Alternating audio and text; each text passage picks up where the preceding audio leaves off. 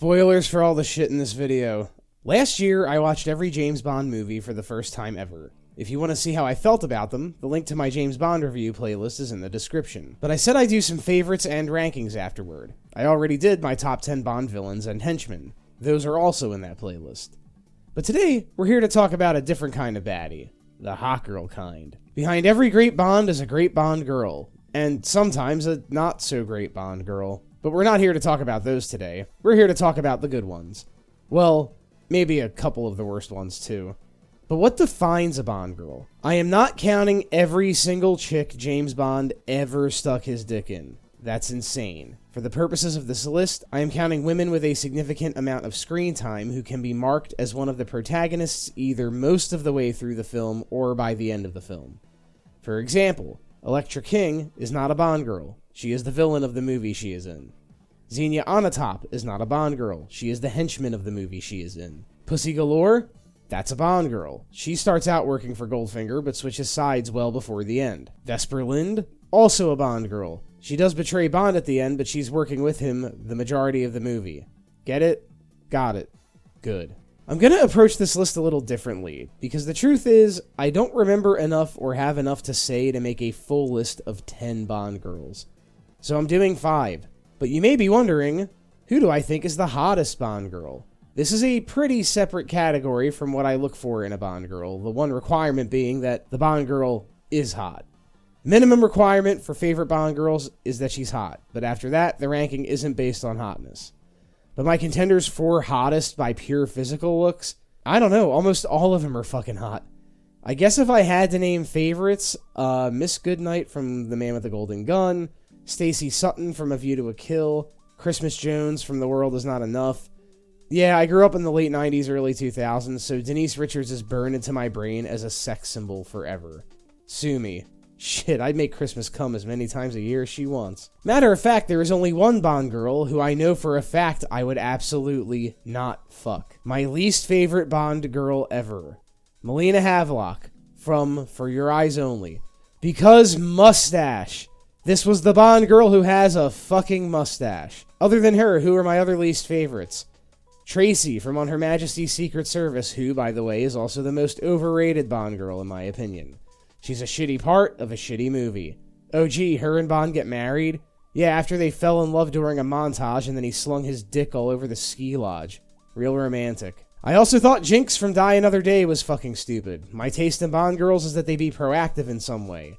Jinx can hold her own, and somehow she still fucking sucks. Alright, some runners-up. These are Bond girls that I like, but don't really have much to say about them. Solitaire from Live and Let Die. The only Bond girl who gets deflowered by Bond, and it takes away her powers. That kind of rules. Octopussy from Octopussy. A circus leader who doubles as a jewel smuggler. Pretty badass. Cara Milovi from The Living Daylights. Just a normal girl who got caught up with the wrong people. Plus, I get all X-rated for a woman who can play the cello. Any ladies in the comments play the cello? You might hear me say hello. Pam and Lupe from License to Kill. One of maybe only 2 Bond flicks with 2 actual honest and true Bond girls. And I really like both of them. One is an agent like Bond, the other is the girlfriend of the bad guy. And Bond has to choose between them. I dig it. Natalia Simonova from GoldenEye. If this were a top 6 list, I'd probably put Natalia at number 6. Unfortunately, I have OCD and can't do lists that aren't in multiples of 5 unless it's a worst to best list. And I sure as shit ain't doing a worst to best Bond girls list. Natalia rules, she's important to the plot, she's sensible, a scientist, and proves time and again throughout the movie that she has balls.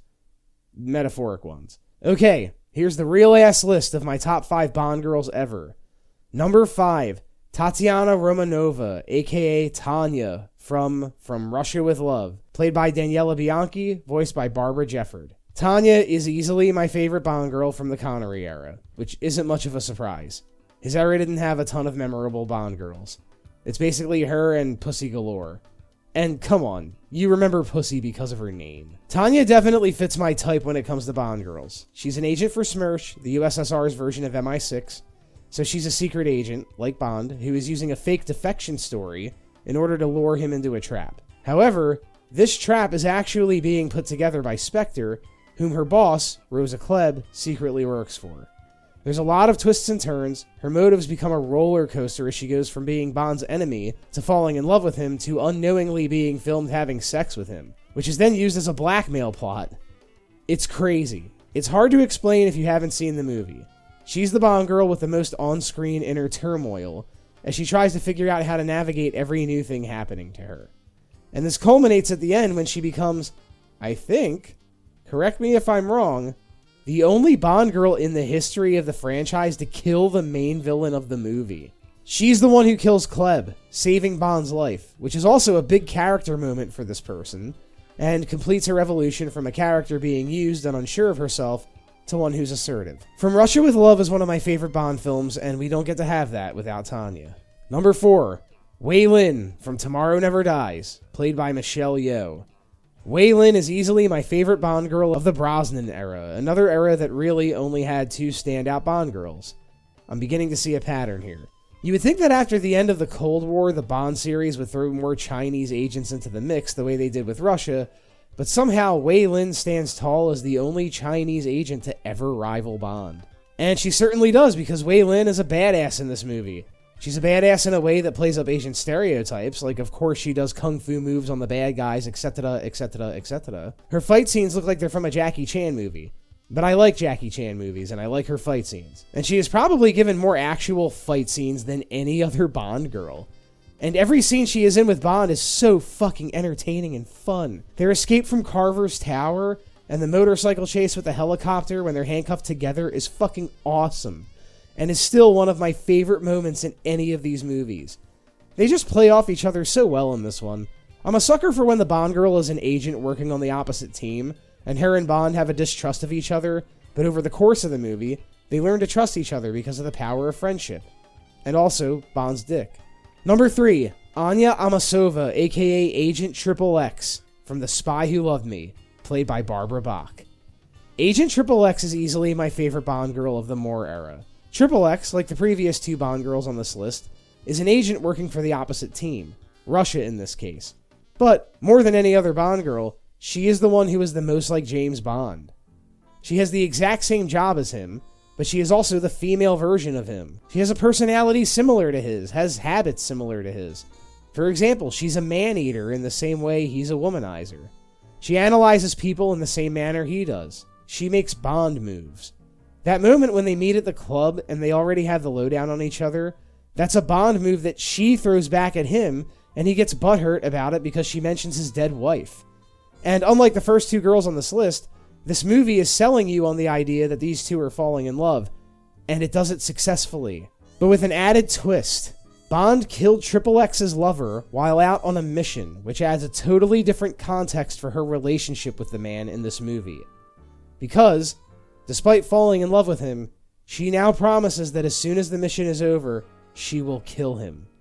She loves him, she hates him, it's awesome. The Spy Who Loved Me was the first Bond movie to attempt a love story that I actually believed, and it came from the Roger Moore era, which is insane. Number 2, Vesper Lynd from Casino Royale, played by Eva Green. Vesper Lynd is easily my favorite Bond girl from the Craig era. Almost universally praised as the greatest Bond girl of all time, you know there is no way Vesper is not making my list in some way, shape, or form. Vesper is the best Bond girl to come out of MI6, so she's the best Bond girl who starts the movie on Bond's side. Vesper and Bond make an instant connection. They plot out the whole high-stakes poker game at Casino Royale. Vesper saves Bond's life. It should be noted that she's not an agent. We see how violence actually affects her, and it does so in a realistic way. She's strong, but not too strong. And she is even the first Bond girl to get Bond to retire. But then... And then... This chick is the focal point of the biggest twist in Bond history. It turns out she was being blackmailed by this totally separate agency who were threatening to kill her boyfriend, so she stole the money to give to this organization. Bond finds out, and Vesper, out of guilt for betraying this new man she genuinely loved, drowns herself in the most disturbingly realistic drowning scene I have ever watched. This ending was fucking nuts. And this moment follows this version of Bond throughout the rest of his era. No other Bond girl has a shadow that haunts Bond in everything else he does, and every other woman he gets involved in. Vesper's mark was permanent for Craig's Bond, and that is why she is top tier. But not number 1. Remember when I said Vesper Lynd was the best Bond girl from the Craig era? I lied. Number 1, Madeleine Swann from Spectre and No Time to Die, played by Léa Seydoux. A few of you are probably pleasantly surprised. Most of you are probably fuming. Well, keep fuming, because it's my list, not yours. Yes, I think that the final Bond girl in history is the best one we ever got. And the best part, she was so good they put her in 2 movies. The only time that ever happened. Why do I love Madeleine Swann? Because she's the best possible woman for James Bond. She's the daughter of Mr. White, a major Spectre agent in the Craig films. And her childhood was fraught with danger and trauma. For God's sake, she witnessed her mother's death and shot her mother's killer when she was just a little girl. She's shown multiple times being able to handle herself when shit hits the fan. But she also abhors violence. She would trade her upbringing for a normal life in a heartbeat.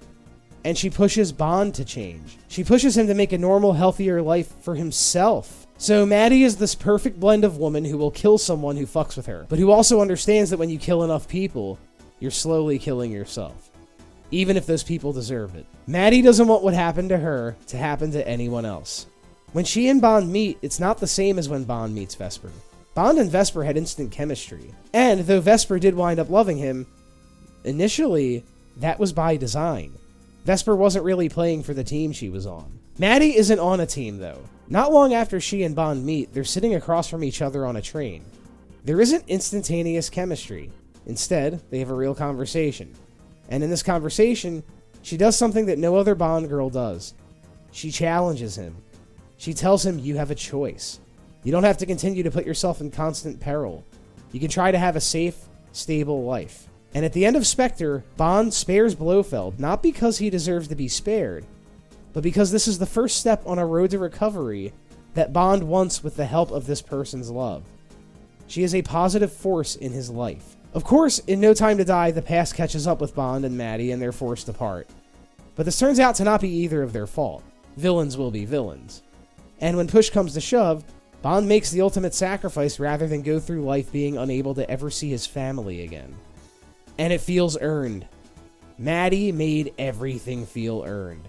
She is the perfect blend of a person who can step toe-to-toe with Bond in spy prowess, and a woman who is able to change her partner and wants bigger and better things for him. And I believed her. That's why Madeleine Swann is my favorite Bond girl. And I don't give a fuck how many people it upsets. Guys, thanks for watching. Who are some of your favorite Bond girls? Want to give me shit for putting Maddie as my favorite? Let me know in the comments and stay tuned for more stuff.